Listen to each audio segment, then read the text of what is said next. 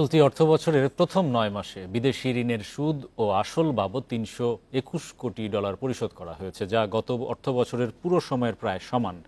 গত অর্থবছর মোট $৩৩৭ কোটি সমপরিমাণ অর্থ পরিশোধ করা হয়েছিল। অর্থনৈতিক সম্পর্ক বিভাগ ইআরডির জুলাই-মার্চ মাসের বান্ডেল থাকলে প্রতি সেনমানিতে টাকা বাঁচবে। বিকাশ সেনমানি বান্ডেল কিনে জিতুন প্রতি লেনদেনে। বিদেশি ঋণ পরিস্থিতির হালনাগাদ প্রতিবেদনে এসব চিত্র উঠে এসেছে, যেখানে বিদেশি ঋণের সুদ ও আসল পরিশোধের এই তথ্য পাওয়া যায়।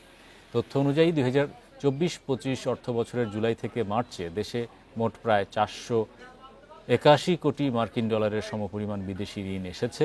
এ সময় ঋণের সুদ আসল পরিশোধ করতে হয়েছে অর্থছাড়ের প্রায় 2/3 সমান। বিদেশি ঋণ বাবদ পরিশোধের মধ্যে আসলের পরিমাণ $201 কোটি, সুদ বাবদ $120 কোটি পরিশোধ হয়েছে। এক বছরের ব্যবধানে $64 কোটি বেশি পরিশোধ করতে হয়েছে বাংলাদেশকে।